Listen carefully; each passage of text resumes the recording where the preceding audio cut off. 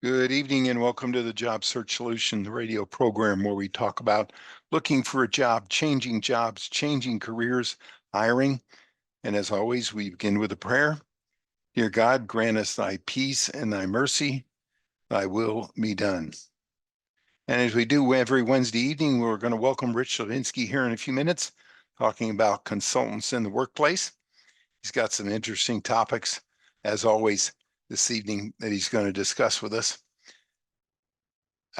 Lately, we've been asking you to take 10 or 15 seconds to think about 3 things that you are grateful for.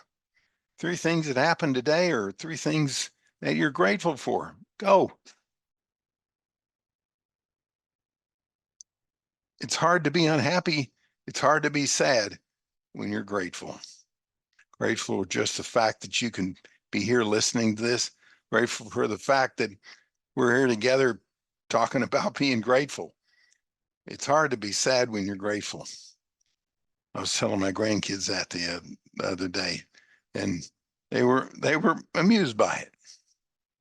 We've been discussing lately things in the book on resilience, the science of resilience, and how these topics that the authors of the book Resilience bring up at the end of the book, how they apply to those people, to people that are looking for a job.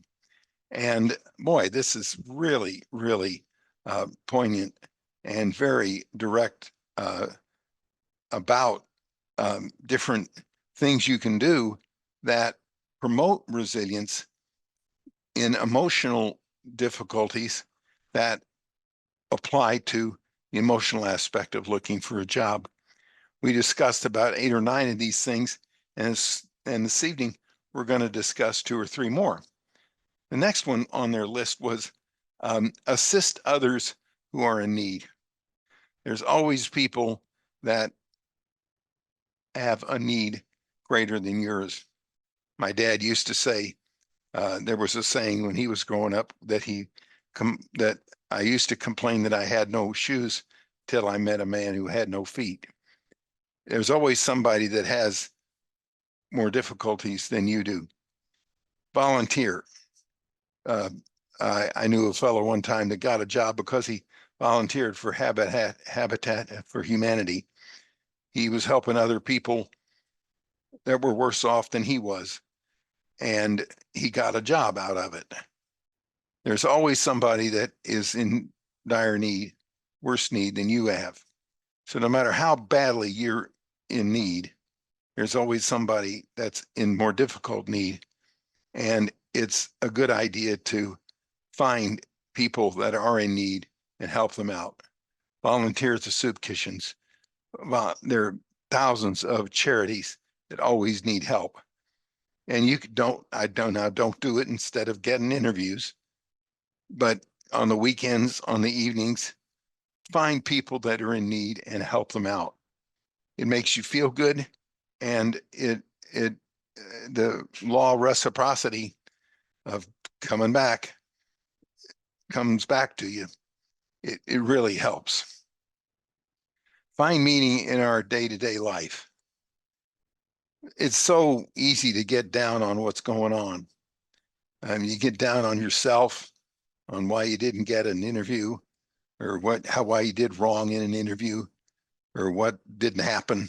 I had a candidate that went to an interview the other day, and he sat and waited for an hour, and finally the fellow that was supposed to interview him just plain didn't show up. And he was really down on himself for the whole rest of the day because it was the only interview he had a whole week. And I encouraged him to find some kind of meaning in it, that maybe it wasn't meant to happen, and it just had to be. And there find meaning, even if it's the meaning of humility, of knowing that that something better is around the corner, that you're going to have to find meaning in the day-to-day life, in the simple things, of accidents that happen, that running late, finding meaning in whatever you're doing, finding some kind of meaning in it. Acquire the knowledge and skills necessary to achieve goals through training. Man, you got to train. I recommend, of course, the Job Search Solution. We give it to every candidate that we prepare for an interview. It's our training course. It's a 40-hour, everything you could possibly imagine about looking for a job. Most people take interviewing for granted and come to the conclusion that they think they know how to interview, and they don't. And they really have to train on it. And they have to take the courses and train on them.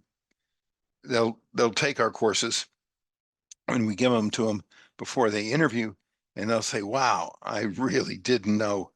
It's like we've been over it in this program before, the 4 basic questions you have to ask in every interview. I had a candidate yesterday that asked the 4 basic questions that you have to ask in every interview. And the employer said, wow, nobody's ever asked me those questions. That was amazing. You've automatically made it to the second round of the interviews. And the candidate was so surprised. And just that little training, the 4 basic questions, it was amazing. And just, you have to train. It doesn't come naturally. Interviewing doesn't come naturally. Interviewing on both sides of the desk doesn't come naturally. Most employers think they know how to interview, and they start the interview out by saying, tell me about yourself. Oh, Lord, that's just not a good way to begin. Accept the achievements accept that achievements rarely come without enormous work and hardship. Accept the fact that it's going to be difficult looking for a job, that it's not going to be easy, that it's going to be hard. And you better expect that it's going to be hard. Expecting that it's going to be hard and meeting the challenge is the first step towards becoming better at it. All right, we're going to take a short break. Stay tuned. This is Tony Bashar with the Job Search Solution.